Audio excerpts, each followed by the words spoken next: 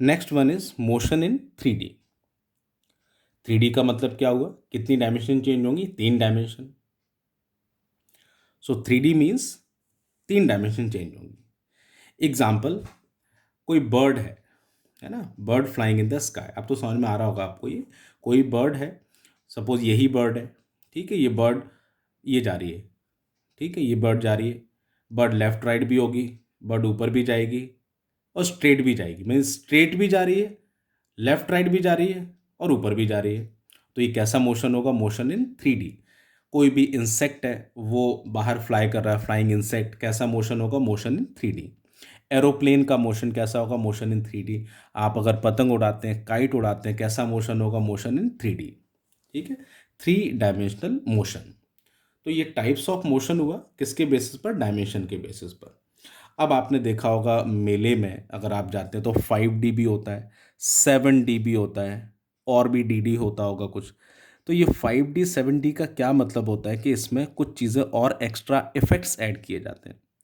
पता पड़ा वहाँ पर आपको साउंड ऐड कर दिया, अगर भूत आ रहा है तो भूत, या भूत छोड़िए, अगर बादल गरज रहे हैं तो उसकी गड़गड़ाहट की आवाज़ वहाँ आ जाएगी, तो साउंड आ गया, तो 4D हो गया।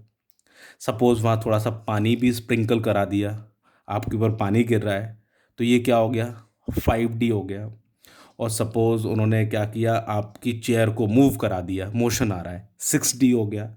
ऐसे बहुत सारी डायमेंशंस को चेंज करके कुछ कुछ उसमें इम्पैक्ट्स लेकर आते हैं। फिलहाल हमको यही पढ़ना है इसमें। सो ये टाइप्स ऑफ मोशन हुआ on the basis of dimension. Next है types of motion on the basis of movement, आप बोल सकते हैं। मीन्स कोई भी अगर बॉडी मूव करती है, मोशन में है, तो मोशन अपने एक्सिस पर कर रही है, या मोशन वो स्ट्रेट लाइन में कर रही है, या मोशन वो बैक एंड फोर्थ, आगे पीछे इस तरह से कर रही है। तो 3 तरह के मोशन हैं यहाँ पर। पहला है linear motion. Linear motion means what? Movement in a straight line. If there is any object or a car or a truck and it is moving in a straight line, आपको लगेगा ये तो हमने ऊपर ही पढ़ा हुआ है, तो बिल्कुल पढ़ा हुआ है, ये मोशन इन 1D तो है ही है। लेकिन लीनियर मोशन क्यों बोल रहे हैं कि कोई भी ऑब्जेक्ट स्ट्रेट लाइन में जाएगा तो उसे हम कौन सा मोशन बोलते हैं, लीनियर मोशन। ठीक है। नेक्स्ट है रोटेशनल मोशन। रोटेशनल मोशन का मतलब क्या होगा, लाइक प्लैनेट्स। तो planets rotate on their own axis, अपनी ही एक्सिस पर क्या करते हैं, रोटेट। अगर ये सपोज प्लैनेट है तो ये अपनी एक्सिस पर क्या कर रहा है, रोटेट कर रहा है। This type of motion is known as rotational motion. या लट्टू को आप घुमाते हैं, कैसा मोशन होगा, रोटेशनल मोशन। या दिवाली पर जो चक्री चलाते हैं हम, चक्री चलाते नहीं जलाते हैं, जलाते हैं ना उसको, चक्री जलाते हैं। तो चक्री जब जलाते हैं तो उसके स्पार्कल निकलते हैं बाहर, तो लेकिन वो अपनी एक्सिस पर रोटेट करता है, कैसा मोशन होगा, रोटेशनल। लेकिन अगर प्लेनेट जो है, प्लेनेट सन के चारों तरफ जाता है, that is known as revolution, और अपनी एक्सिस पर वो रोटेशन। ठीक है, movement on its own axis. Next है oscillatory motion. Oscillatory motion means to and fro motion. Example, mobile phone है, वो वाइब्रेट करता है, लेफ्ट राइट आवाज़ उसमें से आती है, वो वाइब्रेटरी मोशन या ऑसिलेटरी मोशन एक ही बात है। उसी को और हम बैक एंड फोर्थ मोशन भी बोलते हैं, आगे पीछे। ठीक है, तो ये टाइप्स ऑफ मोशन हो गए, इनको लर्न कर लीजिएगा आप, है ना। और इनको लिखने के बाद होमवर्क सेंड करना मत भूलिएगा बिल्कुल भी। नेक्स्ट है फिजिकल क्वांटिटीज़। अब फिजिक्स में असली चीज़ हम करने जा रहे हैं, रियल थिंग जो है अब हम स्टार्ट करने जा रहे हैं, physical quantities. Physical quantities means physics में बहुत सारी आप क्वांटिटीज़ पढ़ोगे, like mass, time, area, speed, velocity, ये सारी बहुत सारी चीज़ें पढ़ोगे। These are known as physical quantities. ठीक है, and all physical quantities in physics are broadly divided into 2 categories. One is scalar quantities, another one is vector quantities. Ninth में आपको ये दोनों ही पढ़ने हैं, scalar quantities and vector quantities. तो सारी फिजिकल क्वांटिटीज़ को 2 पार्ट में डिवाइड किया गया, स्केलर क्वांटिटी हो गया और वेक्टर क्वांटिटी हो गया। ठीक है, अब ये स्केलर क्वांटिटी क्या होता है, मैं थोड़ा सा एक दो समझाता हूँ, फिर आपको क्लियर हो जाएगा। स्केलर क्वांटिटीज़ का मतलब होता है वो सारी क्वांटिटीज़ फिजिक्स की जिसमें केवल मैग्नीट्यूड होता है एंड नो डायरेक्शन। केवल क्या होगा, मैग्नीट्यूड एंड नो डायरेक्शन। अब ये मैग्नीट्यूड क्या हुआ, मैं ये वाला एग्जाम्पल लेता हूँ, टाइम। सपोज मैंने बोला कि अभी टाइम क्या हो रहा है, ठीक है, आपने वॉच को देखा और आपने बताया कि भैया अभी तो 3:15 हो रहा है, 3:15। सपोज आपने बोला 3:15 हो रहा है। तो ये 3:15 होना ये क्या है? ये उसका मैग्नीट्यूड है। किसका मैग्नीट्यूड? टाइम का। ठीक है, टाइम का ये मैग्नीट्यूड है, उसकी ये वैल्यू है, उसका ये मान है। ठीक। अब मैंने आपसे पूछा भाई 3:15 तो हो रहे हैं, वो ठीक है, किस डायरेक्शन में? अब आप सोच में पड़ जाएंगे, भाई ये क्या है, ये कैसा फालतू का सवाल। लेकिन कुछ जवाब दे रहे होंगे ईस्ट में, कुछ सोच रहे होंगे वेस्ट में। सोचना है, सोचने का कोई पैसा थोड़ी लगता, सोच सकते हैं। कुछ नॉर्थ में सोच रहे हैं ना। देखिए, कुछ ने ये सोचा हाँ मैं बिल्कुल ठीक हूँ। भाई ऐसा तो होता ही नहीं है। कभी हम बात करते हैं क्या टाइम 3:15 ईस्ट डायरेक्शन, 4 बज गए वेस्ट डायरेक्शन, सुबह के 5 ईस्ट डायरेक्शन, कभी नहीं होता ऐसा। मीन्स टाइम के साथ हमको डायरेक्शन नहीं मिलेगी। मीन्स ये ऐसी फिजिकल क्वांटिटीज़ है जिसमें केवल मैग्नीट्यूड होता है, क्या नहीं होता है, डायरेक्शन नहीं होती इसके अंदर। ऐसी क्वांटिटीज़ को स्केलर क्वांटिटीज़ बोलते हैं। तो अब अगर मैं डेफिनेशन इसकी पढ़ूँ तो क्या होगी? Those quantities which has only magnitude no direction are known as scalar quantities, example time. Clear हुआ आपको? वेक्टर इसका जस्ट अपोजिट है, both magnitude as well as direction.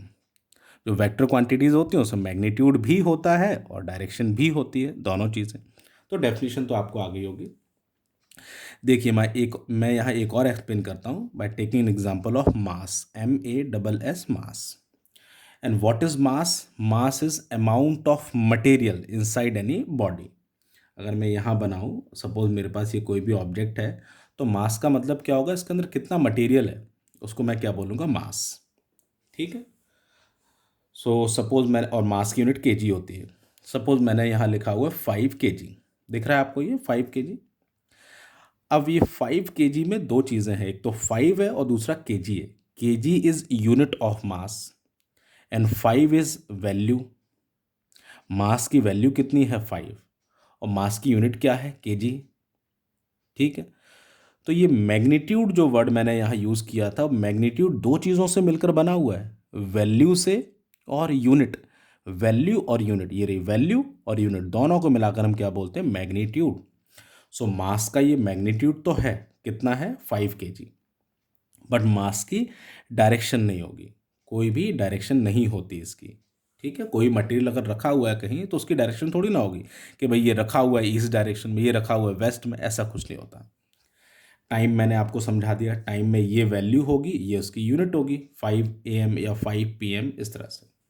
ठीक है। तो स्केलर आपको समझ में आ गया, it has only magnitude and no direction. अब वेक्टर में एग्जांपल देखिए आप, वेक्टर में एग्जांपल ले रखा है वेट का। वेट को थोड़ा ध्यान से समझिएगा आप। ये मेरे पास अर्थ है, ठीक है, और अर्थ के ऊपर ये ऑब्जेक्ट एक यहाँ रखा हुआ है। सपोज इसका मास है m, तो अभी इसकी कोई डायरेक्शन नहीं होगी। ठीक है, इसकी कोई भी डायरेक्शन नहीं होगी। But this earth will exert some force on this mass. Earth इसके ऊपर एक फोर्स लगाएगा और वो फोर्स इस ऑब्जेक्ट को कहाँ खींचेगा? टूवर्ड्स इट्स सेंटर, सेंटर की तरफ खींचेगा। ठीक है। मतलब इस फोर्स, अब ऑब्जेक्ट को चाहे आप यहाँ पर रखो या फिर यहाँ रखिए या यहाँ पर रखिए, this force will always act toward the centre of earth.